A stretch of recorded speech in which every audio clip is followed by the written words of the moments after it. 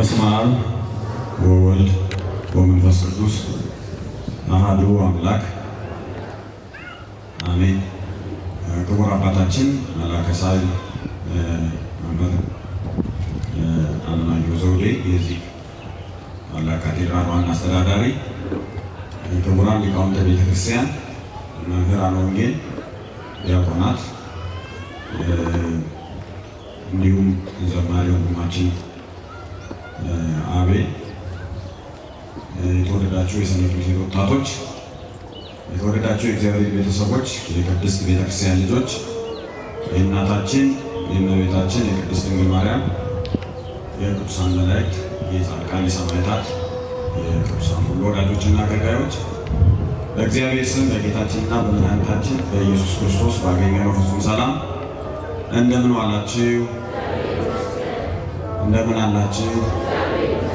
እንደምን ሰነበታችሁ?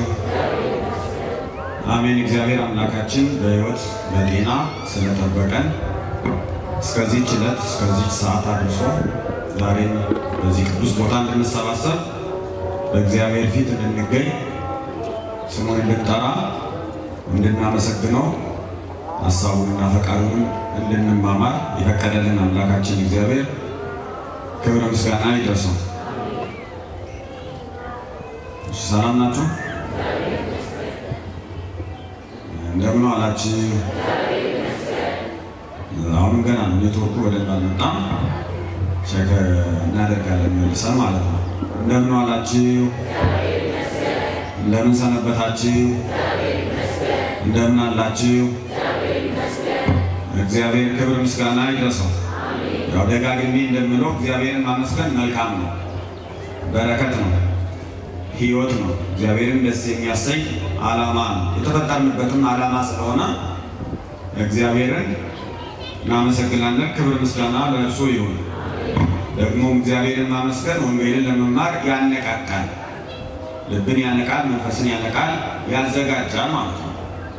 ስለዚህ እግዚአብሔርን አመስግነን በምስጋና በመዝሙር ቆይተናል። ነገር ግን እንዲሁ ሰላምታ ስንለዋወጥ ደግሞ አምላካችንን እግዚአብሔርን ሞቅ ባለ መንገድ አመስግነን መጀመር ስላለብን እሱን አመስግነናል። የሚያስተምረን አምላካችን እግዚአብሔር በመካከላችን አለ፣ ከእኛ ጋር ነው፣ ሁልጊዜም ከቤተ ክርስቲያን ጋር ነው። ዛሬም ደግሞ ሰብስቦናልና የሚያስተምረንን የሚመክረንን ማስተዋል እንድንችል እርሱ እንዲረዳን የእርሱ ቅዱስ ፈቃዱ ይሁንልን። አሁን እንግዲህ በዚህ ቃል ተጽናኑ በሚል ርዕስ የወንጌል ትምህርት የወንጌል ስብከት አቀርባለሁ። ርዕሱ መጀመሪያ በዚህ ቃል ተጽናኑ የሚል ነው። እሱን መዝግባችሁ ትይዛላችሁ ማለት ነው። ርዕሳችን ምንድን ነው? በዚህ ቃል ተጽናኑ የሚል ነው።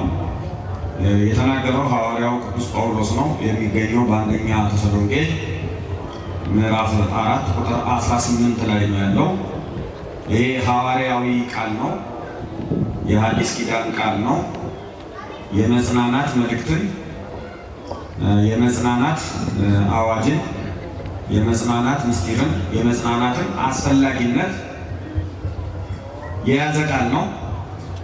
እንግዲህ መጽናናት ያስፈልገናል። መጀመሪያ መተማመን አለብን በዚህ ብዬ አስባለሁ። ምክንያቱም እንደዚህ የማያስብ ለእኔ መጽናናት አያስፈልገኝም ብሎ የማያስብ ሰው በመካከላችን አይኖርም። በእግዚአብሔር ፊት በእግዚአብሔር ቤት ተቀምጦም እንደዚህ ማሰብ ተገቢ አይሆንም። ለክርስቲያኖች ሁሉ መጽናናት ያስፈልጋል፣ ለሰዎችም ሁሉ ያስፈልጋል። ነገር ግን የእግዚአብሔርን ቃል የእግዚአብሔርን ፈቃድ የእግዚአብሔርን ሐሳብ ያወቁ የበለጠ መጽናናትን ይናፍቃሉ፣ ይመኛሉ፣ ይፈልጋሉ። የሚያጽናና ነገር የበለጠ ያስፈልጋቸዋል። ምክንያቱ ደግሞ የሕይወት ቃል የሆነው ወንጌል፣ የሕይወት ቃል የሆነው አዲስ ኪዳን፣ የሕይወት ቃል የሆነው የቅዱሳት መጻሕፍት ትምህርት ሲማሩት በእርግጥም በአፍ በጆሮ እንደ ማር የጣፈጠ ነው። ስንናገረው በጣም የጣፈጠ ነው። በጆሮአችን ስንሰማው በጣም የጣፈጠ ነው። ወደ ሕይወት ሲገባ እየመረረ ነው የሚመጣው፣ እየጠነከረ ነው የሚመጣው፣ እየከበደ ነው የሚመጣው። ያ ማለት ምን ማለት ነው? የዓለምን ክፋት፣ የኃጢአትን ክፋት፣ የዲያብሎስን ክፋት እያሳየን የእኛንም ውድቀትና መከራ የሚመጣውን ፍርድ እያሳየን ከዓለም ማምለጥ እንዳለብን እያሳሰበ የበለጠ እየሳበ ከዓለም እየለየ የዓለምን ክፋት እያሳየ የጨለማውን ብርታት እያሳየ እግዚአብሔርን ደግሞ እያሳየ እያስናፈቀ ክፉና በጎን እየለየ ስለሚሄድ ያን ጊዜ በክርስቲያኖች ሕይወት ላይ ሐዘን ይጸናል፣ ገድል ይጸናል፣ መከራ ይጸናል፣ ጸሎት ይጸናል፣ ጾም ይጸናል። ምክንያቱ ምንድነው ቢባል ራሳቸውን ለማዳን በጣም ይበረታሉ። ዓለምን በጣም ይጋደሏታል፣ ሰይጣንን በጣም ይጋደሉታል፣ ይዋጋሉ፣ ጽኑ ገድል ውስጥ ይገባሉ። እግዚአብሔርን የማያውቁ ንስሐ ያልገቡ ወንጌልን ያልተማሩ ሥጋውን ደሙን ያልተቀበሉ ከሰይጣን ያላመለጡ ከኃጢአት ያልወጡ ሰዎች ሲያዩ ደግሞ ተደራቢ ሐዘን አለባቸው። ወንድሞቻቸው እህቶቻቸው ያሉበትን ኃጢአት እያዩ ያዝናሉ። የራሳቸውን ሕይወት በተመለከተ ያዝናሉ። ሌሎቹን ለማስመለጥ ይጋደላሉ፣ ራሳቸውን ለማምለጥ ይጋደላሉ። ገድል እየጸና ይሄዳል።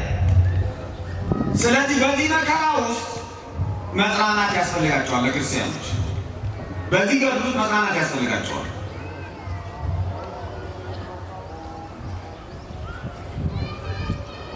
በሌላ አገላለጽ የዓለምን ጣዕም ለመተው እንዲህ ለማለት የመንግሥተ ሰማያትን ጣዕም የበለጠ ለመቅመስና የበለጠ ለመሳብ ጽኑ ገድል ውስጥ ይገባሉ። ስለዚህ በዚህ በኩል የሚቆረጥ ነገር አለ፣ በዚህ በኩል ደግሞ አዲስ የምናገኘው ሕይወት አለ፣ የቀረበው የምነት ነገር አለ። ሰዎችን እንስባለን፣ እንጎትታለን፣ ከዛት እናስመልጣለን። ራሳችንን በጽኑ ገድል፣ በጽኑ መከራ፣ በጽኑ ስቃይ ውስጥ ግን ደግሞ ሕይወትን በሚያድን መንገድ እናሳልፋለን። በዚህ ገድል ውስጥ መጽናናት ያስፈልገናል። ምን ያስፈልገናል? መጽናናት ያስፈልገናል። ሐዋርያው ቅዱስ ጳውሎስ በዚህ ቃል ተጽናኑ ሲል ምን እያለ ነው የሚለውን ነገር ለመረዳት ቁጥር 18 አንደኛ ቆሮንቶስ ምዕራፍ 4 ቁጥር 18 ነበር ያነበብኩላችሁ። ወደኋላ 13ን ስናነበው እንዲህ የሚል ቃል እናገኛለን። ነገር ግን ወንድሞች ሆይ ተስፋ እንደሌላቸው እንደሌሎች ከሃይማኖት በአፋ እንዳሉ ከክርስትና ውጪ እንዳሉ ተስፋ እንደሌላቸው እንደሌሎች ሰዎች ደግሞ እንዳታዝኑ ስላንገላፉት ሰዎች፣ ስለሞቱ ሰዎች፣ ከእናንተ ስለተለዩ ሰዎች አንድ ምስጢር አሳውቃቸዋለሁ፣ አንድ ትምህርት፣ አንድ እውነት እነግራቸዋለሁ ብሎ ነው የሚጀምር ቃል በቃል። ነገር ግን ወንድሞች ሆይ ተስፋ እንደሌላቸው እንደሌሎች ደግሞ እንዳታዝኑ አንቀላፍተው ስላሉት ታውቁ ዘንድ እንወዳለን ይላል ቃል በቃል መጽሐፍ ላይ ተጻፈው ማለት ነው። የሞቱ ዘመዶቻችሁ አሉ፣ ከእናንተ የተለዩ ዘመዶቻችሁ አሉ፣ አልቅሳችሁ የቀበራችኋቸው ሰዎች አሉ። እናት፣ አባት፣ እህት፣ ወንድም፣ ጓደኛ፣ ጎረቤት ሊሆኑ ይችላሉ። ስለ እነርሱ ሰዎች ተስፋ እንደሌላቸው እምነት እንደሌላቸው ሰዎች ሆናችሁ እንዳታዝኑ ይህንን ልታውቁ ጽፍላችኋለሁ ይላል። ምን ማለት ነው? ዘመዶቻችሁን ቀብራችሁ ፊታችሁን እየነጫችሁ ሊሆን ይችላል። ደረታችሁን እየደቃችሁ ሊሆን ይችላል። ልብሳችሁን ቀዳችሁ ሊሆን ይችላል። ጽኑ ሐዘን፣ ጽኑ መከራ ውስጥ ገብታችሁ ሊሆን ይችላል። የሚወዷችሁ ሰዎች ሲለዩአችሁ አዝናችሁ ሊሆን ይችላል። ነገር ግን አንድ ነገር እንድታውቁ እንፈልጋለን ይላል። ያ ነገር ምንድን ነው? ተስፋ እንደሌላቸው ሰዎች ልታዝኗችሁ ማዘን ትችላላችሁ። ሐዘን መጽሐፋዊ ነው። ሐዘን ተፈጥሯዊ ነው። ሐዘን ክርስቲያናዊ ነው። ሐዘን ሰማዊ ነው። የምንወደው ሰው የቅርብ ሰው አይደለም። ማንኛውም ሰው ሲሞት አይቶ አለማዘን አይቻልም። ነገር ግን ሐዘናችሁ ቅጥ ያጣ እንዲሆን፣ ስርዓት አልባ እንዲሆን፣ የማያምኑ ሰዎች የሚያደርጉትን አይነት ሐዘን እንዳታዝኑ፣ በዚህም ደግሞ እምነታችሁን እንዳታሰድቡ፣ ክርስትናችሁን እንዳታሰድቡ፣ ተስፋችሁን እንዳታጨልሙ፣ ያላችሁን ተስፋ ያላችሁን ልዩነት ሌሎች እንዳያዩ የሚያደርግ ሐዘን ውስጥ እንዳትገቡ አንዳች ነገር አሳውቃችኋለሁ ይላል። በጣም በግልጽ መንገድ እንደማያምኑ ሰዎች አትዘኑ። ከክርስትና ውጪ እንዳሉ ሰዎች አይነት ሐዘን ውስጥ አትግቡ። እናንተ ክርስቲያኖች ናችሁ። አንድ ነገር እውነት የሆነ ነገር በሕይወታችሁ ውስጥ አለ። እርሱን ማወቅ አለባችሁ፣ ሁል ጊዜ ማሰብ አለባችሁ ይላል። ምን ሊሆን ይችላል ታዲያ? በአንድ ክርስቲያንና ክርስቲያን ባልሆነ ሰው መካከል ሐዘንን ስርዓት የሚያስይዘው ተስፋ የሚሆነው ለውጥ የሚያመጣው ቅጥ ያጣ ሐዘንን ገደል የሚያስይዘው ምን ሊሆን ይችላል ብለን ብንጠይቅ ቁጥር 14 ላይ እንዲህ ይላል። ቁጥር 14 ኢየሱስ እንደሞተና እንደተነሳ የምታምኑ ከሆነ የምናምን ከሆነ ማን እንደሞተ ማን እንደሞተ ኢየሱስ እንደሞተ እንደተነሳ የምታምኑ ከሆነ እዚህ መጽሐፉ ላይ እንዲገባ ብዬ ነው እንጂ ካመን ነው የሚለው። የምናምን ከሆነ ኢየሱስ እንደሞተ ስለምናምን እንደተነሳ ስለምናምን የእርሱ መሞትና መነሳት የሚያስተምረን አንድ ነገር አለው። ያም ነገር በኢየሱስ ክርስቶስ አምነው ያንቀላፉትን እግዚአብሔር በክርስቶስ ትንሣኤ ክርስቶስ በተነሳበት የትንሣኤ ኃይል ክርስቶስ በተነሳበት የትንሣኤ ምስጢር ክርስቶስ በተነሳበት የትንሣኤ ጉልበት ኢየሱስ ክርስቶስ እንደሞተና እንደተነሳ በእርሱ አምነው ያንቀላፉትንም ከእርሱ ጋር ያመጣቸዋል። ከክርስቶስ ጋር ይነሳሉ። እነማን? በክርስቶስ አምነው ምን ያሉ? ያንቀላፉ። ክርስቶስ እንደሞተ እናምናለን አናምንም? በደንብ መልሱ። ክርስቶስ እንደሞተ እናምናለን አናምንም? ክርስቶስ እንደሞተ እናምናለን። እንደሞተልን እናምናለን። አልሞተም ብለው የሚያስቡ፣ አልሞተም ብለው የሚከራከሩ፣ አልሞተም ብለው የሚቃወሙ፣ አልሞተም ብለው የሚያምኑ ሰዎች ሊሆኑ ይችላሉ። በጣም ጽኑ ምስክር አለ እጃችን ላይ። ኢየሱስ ክርስቶስ ሞቷል። ሞቷል ብቻ አይደለም፣ ስለኛ ሞቷል። ሰው የሆነውም ዘበእንቲአነ ለሰብእ ወበእንተ መድኃኒትነ ወረደም ሰማያት ተሰብአ ተሰገወ መንፈስ ቅዱስ ወማርያም ቅድስት ድንግል። ስለኛ ስለ ሰዎች ስለ መዳናችን እኛን ሰዎችን ለማዳን ሰው ሆነ፣ ከሰማይ ወረደ። በመንፈስ ቅዱስ ግብር በመንፈስ ቅዱስ አሰራር ከእመቤታችን ከቅድስት ድንግል ማርያም ሰው ሆነ ነው እኛን ለማዳን ስለኛ ስለ ሰዎች። ስለዚህ ለእኛ መዳን ሰው ሆነ፣ ለእኛ መዳን ሞተ። ሞተ ብቻ አይደለም፣ ከሙታን ተለይቶ ተነስቷል። ይሄ እውነት ምን ይፈጥራል? አይምሮ ጋር ይቀመጣል። መጽሐፍ ላይ ተቀምጦ በጥቁር በነጭ ተጽፎ ይቀመጣል? አይቀመጥም። ይሄ እውነት ኢየሱስ ክርስቶስ ሞቷል፣ ሞቶልናል፣ ተነስቷል፣ ሞትን ድል አድርጓል። ሞት በክርስቶስ ሞት ተሽሯል።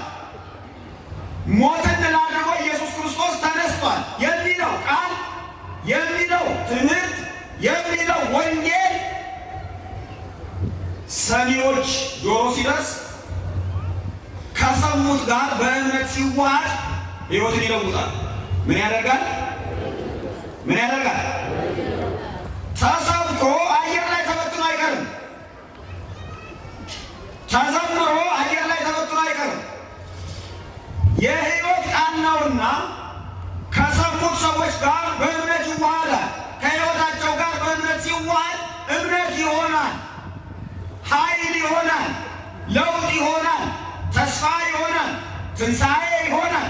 ይሄ ማለት ምን ማለት ነው? ኢየሱስ ክርስቶስ እንደ ሞተ ሞትን ድል አድርጎ እንደተነሳ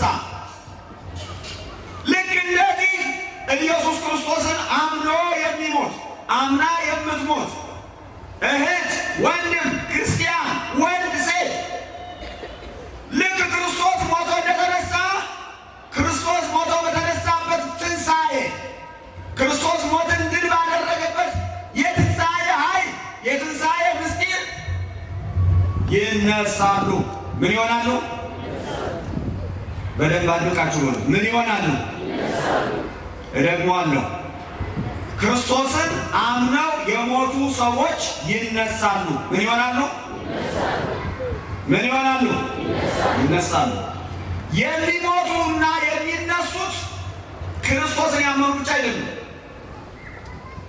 ክርስቶስን ያመኑ በክብር ይነሳሉ። ክርስቶስን ያላመኑ በውርደት ይነሳሉ። ክርስቶስን ያመኑ ለሕይወት ይነሳሉ። ክርስቶስን ያላመኑ ለሞት ለፍርድ ይነሳሉ። ሁሉም ይነሳል። ነገር ግን መጽናናት የሚችሉት እነማን ናቸው? በዚህ ቃል ተጽናኑ ስለሆነ ርዕሳችን መጽናናት የሚችሉት እነማን ናቸው? ክርስቶስ እንደሞተ ክርስቶስ እንደሞተላቸው ክርስቶስ ሞትን ድል አድርጎ እንደተነሳ አምነው በክርስቶስ አምነው የሞቱ ያንቀላፉ ሰዎች የመጽናናት ጉልበት አላቸው። የመጽናናት ሕይወት አላቸው። የሚጽናኑበት እምነት አላቸው። የሚጽናኑበት ምን አላቸው? እምነት አላቸው። ማንኛውንም ሐዘን ሰብረው መውጣት ይችላሉ። በዚህ ዓለም ክርስቶስ እንደሞተ ክርስቶስ እንደተነሳ ያመኑ ሰዎች ይሄንን አምነው ሕይወታቸው የተለወጠ ሰዎች ይሄንን አምነው ለዚህ እውነት የሚኖሩ ሰዎች ወንድማቸው፣ እህታቸው፣ እናት፣ አባት፣ ጓደኛ፣ ጎረቤት ሞቶ ከእርሱ ሐዘን መጽናናት ያጣቸዋል አያጣቸውም ማለት ነው። ይሄማ የማያምን ሰው ይጽናናል። ይሄንማ የማያምን ሰው ሊቆጣጠረው ይችላል። ከዚህ ሐዘንማ የማያምን ሰው ሊወጣ ይችላል። ይሄን አይነት ሐዘንማ የማያምን ሰው ሊወጣና ትቶት እንደገና ወደ ሰርግ ሊገባ ይችላል። ክርስቶስን የሚያውቁ ሞቱን የሚያውቁ ትንሣኤውን የሚያውቁ ሰዎች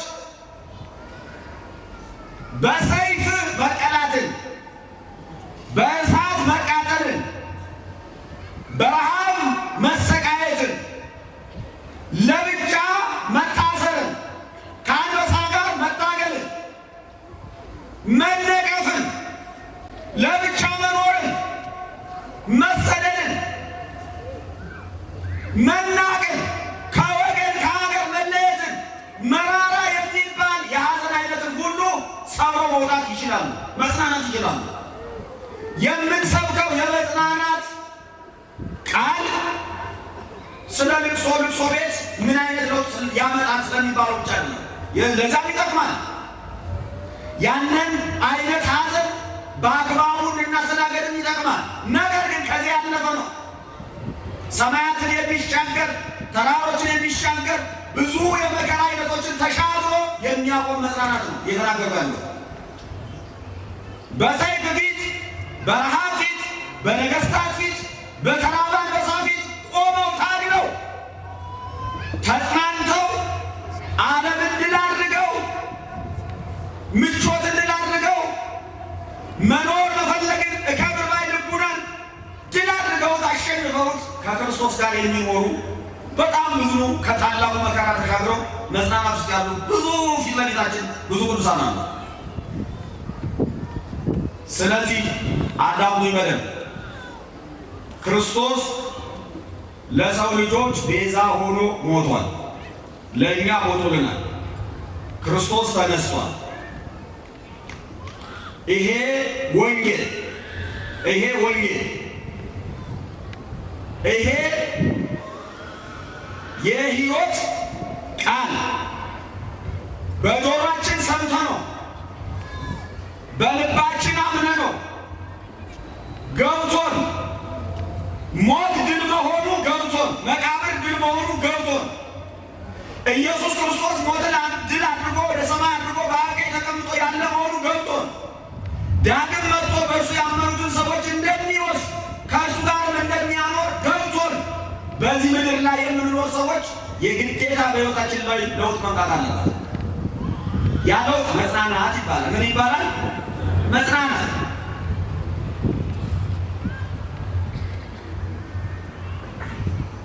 እንደ ሌሎች ሰዎች አለማዘን ማለት ነው። ሐዘናችንን በቅጡ ማድረግ ማለት ነው። እስኪ ይህንን ነገር ትንሽ ደግሞ ጨመር እናድርገው። ኢየሱስ ክርስቶስ ተመልሶ እንደሚመጣ ሁላችንም እናምናለን። ተራ ጥያቄ እንደጠየቁ አታስቡ። ኢየሱስ ክርስቶስ ተመልሶ እንደሚመጣ ሁላችን እናምናለን ወይ? ታምናላችሁ? ሁላችሁም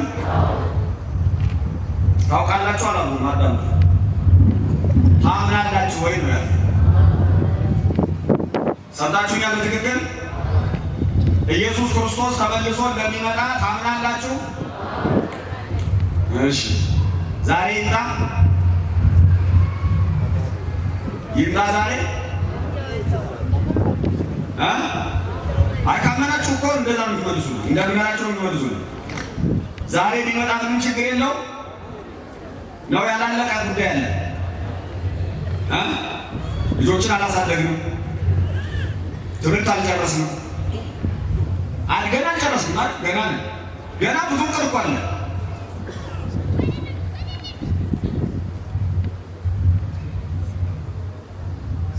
ስለዚህ ኢየሱስ ክርስቶስ ተመልሶ እንደሚመጣ ታምናላችሁ? ታምናላችሁ? የኔታ መጥተው አላየኋችሁም? የኔታ መጥተዋል። በጣም ጥሩ። የእሳቸውን ስብከት አንዴ ሰምቻለሁ። ጌታማ ይምጣ ይምጣ እያሉ ነበር። አንድ ቀን በጣም ጥሩ። ዛሬ መግ አሰምቻለሁ። በትክክል ስብከተው ትምህርተውን ሰምቻለሁ። እንደውም ከመጡ በጣም ጥሩ። ክርስቶስማ ይምጣ አይደል? በዚህ ቃል አትጽናኑ? ጌታ ይመጣል በሚለው ቃል አትጽናኑ ወይ? እሺ፣ ዛሬ ይምጣ። የቀራችሁ ጉዳይ አለ? እሺ፣ ዛሬ ቢመጣ የቀራችሁ ጉዳይ ከጌታ ጋር ካለን ከክርስቶስ ጋር ካለን ጉዳይ ይበልጣል ያንሳል?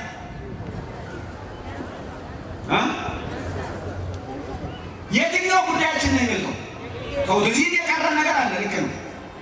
ያው እንግባባለን። ምክንያቱም የኔን ልብ እስረኛ ነው። የኔን ልብ እዚህ ጉዳይ አለው። የኔን ሕይወት ጉዳይ አለው። አውቃለሁ። አልጨረስኩም የምለው ነገር አለ እንደናንተ ማለት ነው። ግን እዚህ ካለን ጉዳይና ጌታ ሲመጣ ከምናገኘው ነገር የበለጠው የትኛው ነው? እስኪ አንድ በጣም የሚያስገርም ነገር ልንገራችሁ። እግዚአብሔር ለወዳጆቹ ያዘጋጀው ክብር፣ እግዚአብሔር ለወዳጆቹ ያዘጋጀው ጸጋ፣ እግዚአብሔር ለወዳጆቹ ያዘጋጀው ዓለም ምን ይመስላል ቢባል ሐዋርያው ቅዱስ ጳውሎስ እንዲህ ይላል፣ ዘአይን ይርአ ወእዝን ይሰማ ወውስተ ልበ ሰብእ ዘይታለየ ዘአስተዳለወ እግዚአብሔር ለእለ ያፈቅርዎ። እግዚአብሔር ለወዳጆቹ ያዘጋጀው ነገር ለማን ያዘጋጀው? ለሚወዱት ያዘጋጀው። እግዚአብሔርን ለሚወዱ የተዘጋጀላቸው ነገር ዓይን ያላየው ጆሮ ያልሰማው በሰው ልብ ያልታሰበ እጅግ በጣም ትልቅ ክብር ነው ይላል። አሁን ይሄንን በእምነት ዓይን ስናየው ስናስበው ከምን ጋር ልናነጻጽረው እንችላለን? ዓይን ያላየውን ጆሮ ያልሰማውን በሰው ልብ ያልታሰበውን እግዚአብሔር ለቅዱሳኑ ያዘጋጀውን መጻሕፍት በዚህ መንገድ የገለጡትን ነገር እናንተን ወይም እኛን ሰሚዎችን ለማጓጓት በምን ምሳሌ እንንገራቸው? በመኪናን መስለው፣ በቤትን መስለው፣ በከተማን መስለው፣ በአውሮፓን መስለው፣ በአሜሪካን መስለው፣ በቻይናን መስለው በምን መስለን እናሳይ? የማያልፍ ምን አለ? የማይወድቅ ስልጣኔ ምን አለ?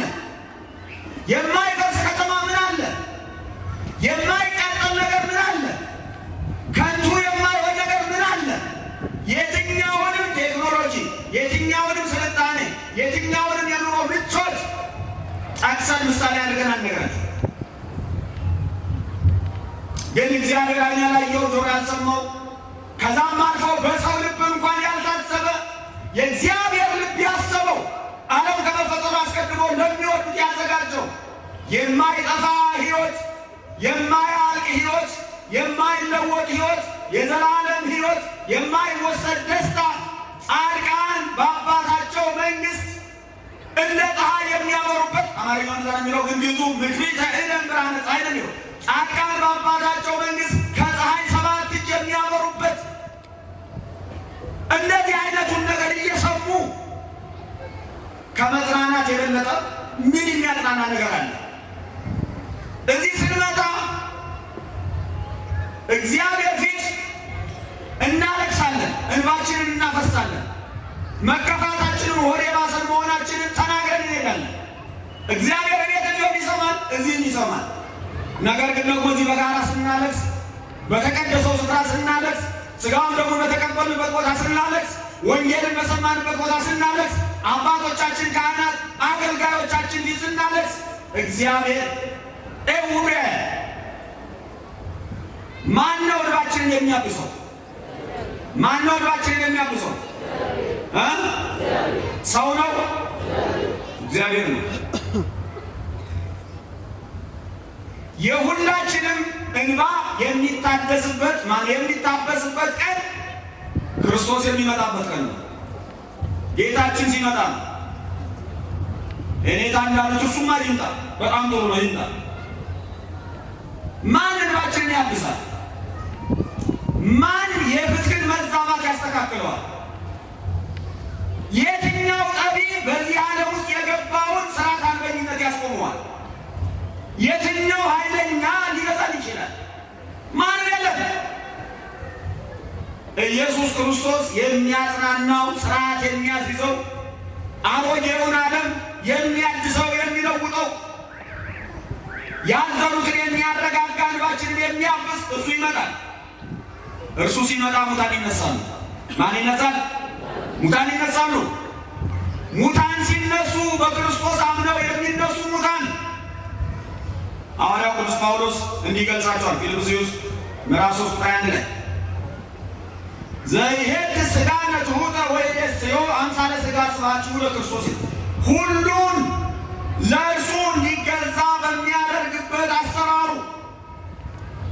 ሁሉን ከእርሱ ስልጣን ስር በሚያደርግበት አሰራሩ፣ በኃይሉ የተዋረደውን ሥጋችንን፣ ምስጥ የበላውን ትል የበላውን ሥጋችንን፣ አፈር የሆነውን ሥጋችንን 4 ሰው 5 ሰው ተሸክሞ ወስዶ ቤተ ክርስቲያን ጓሮ የጣለውን፣ ድንጋይ ጨምረንበት አፈር መልሰንበት የሄድነውን፣ አውሬ የበላውን አሞራ የበላውን፣ በሐሩስ ወድቆ የቀረውን ይህንን ተዋርዶ አፈር ነው ወደ አፈር ትመለሳለህ የተባለው ሥጋችንን ያድሰዋል። ክቡር የክርስቶስን ሥጋ ወደ መምሰል ይለውጠዋል። ምን ያደርገዋል? ይለውጠዋል። የክርስቶስ ሥጋ የማይሞት ነው። ሞት ዳግም ሊሰለጥንበት አይችልም።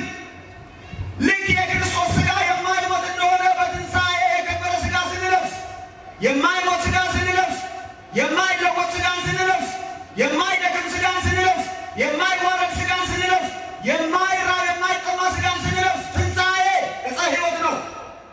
ሕይወታችንን ያድሳል። እንዳለ ለዘላለም የማንሞት ያደርገናል። ሞትን ድል ያደርጋል። ያኔ በክርስቶስ አምነው የሞቱት በክብር ይነሳሉ፣ ለክብር ይነሳሉ። ለምን ይነሳሉ? ለክብር ይነሳሉ። ስለዚህ ዛሬ ስናለቅስ፣ ስናዝን፣ ሰው ሲሞትም፣ ኑሮ አልሞላ ሲልም፣ ሕይወት አልሳካ ሲልም፣ ፍትክ ሲጠፋም ሐዘናችን ሁሉ በእግዚአብሔር ፊት ቅጥ ያለው ስርዓት ያለው ሁሉም ያልፋል። ሁሉም ምን ያደርጋል? ያልፋል። እግዚአብሔር ስርዓት ያስይዘዋል፣ ገደብ አስቀምጧል። ገደብ የለሽ ይመስላል፣ ተስፋ የሚያስቆርጥ ይመስላል፣ የማይነጋ ይመስላል፣ ኃይለኛው ከቁጥጥር ውጭ እንደወጣ የሚቀር ይመስላል። ነገር ግን እግዚአብሔሮችን ከበጉ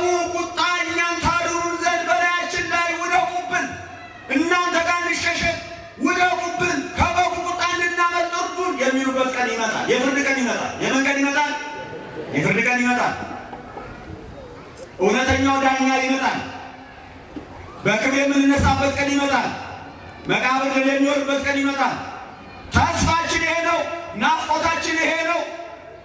ሁልጊዜም ጌታ ሆይ ና እያል አንድ ላይ እየዘመር አንድ ላይ እየሰበክ አንድ ላይ እያመሰገን ተስፋ እያደረገ የሚኖረው ይሄንን ነው። በልባችሁ ተስፋ የቆረጣችሁ ሰዎች ካላችሁ፣ መጽናናት ያቃታችሁ ሰዎች ካላችሁ የእግዚአብሔር ቃል ያጽናናል። የማን ቃል ያጽናናል? ልባችሁ ይረስ። ወንጌል ተማሩ፣ የእግዚአብሔርን ቃል ተማሩ።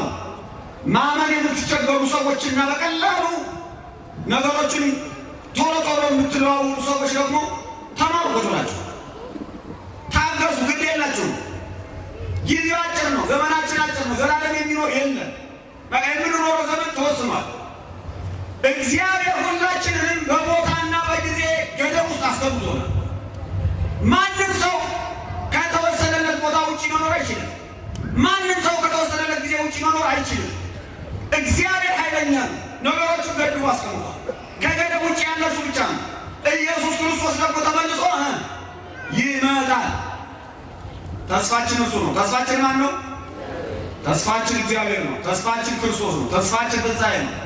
ተስፋችን ሙሽራችን ኢየሱስ ክርስቶስ ተመልሶ የመምጣቱ ምስጢር ነው። ይህን ታላቅ ተስፋ በልባችሁ ይዛችሁ ተጽናንታችሁ ወንጌል እየተማራችሁ ንስሐ እየገባችሁ ሥጋው ደሙን እየተቀበላችሁ እየጾማችሁ እየጸለያችሁ በፍቅር ደግሞ እርስ በርሳችን እየተጋገዝን እየተረዳዳን ቤተክርስቲያናችንን እየጠበቅን ለሀገራችን እየጸለይን ለአባቶቻችን እየጸለይን ካህናቶቻችንን እየደገፍን አገልጋዮቻችንን እየደገፍን በሰላም እንድንኖር እግዚአብሔር ይርዳን። የሰላም አምላክ፣ የተስፋ አምላክ፣ የመጽናናት አምላክ እግዚአብሔር ሁላችንም በየቤታችን ባለውም በየግል ሕይወታችን ባለው ሐዘን ውስጥ መጽናናትን ይስጠን። የልባችንን ሐዘን የሚያውቅ እርሱ መጽናናትን ይስጠን። የኑሯችንን ጉድለት የሚያውቅ እርሱ በኑሯችን ላይ ሙላት ይሁንልን፣ በረከት ይሁንልን። እርሱ እግዚአብሔር ካለን ሁሉ ነገር አለንና እግዚአብሔርን አምነን ተስፋ ነገር እንድንኖር እግዚአብሔር ይርዳን። የእመቤታችን የቅድስት ድንግል ማርያም ጸሎትና ምልጃ፣ የቅዱሳን መላእክት ጥበቃ አይለየን። ሰላም ሁኑልኝ። የዛሬ ዓመት በሰላም ያደርሰን።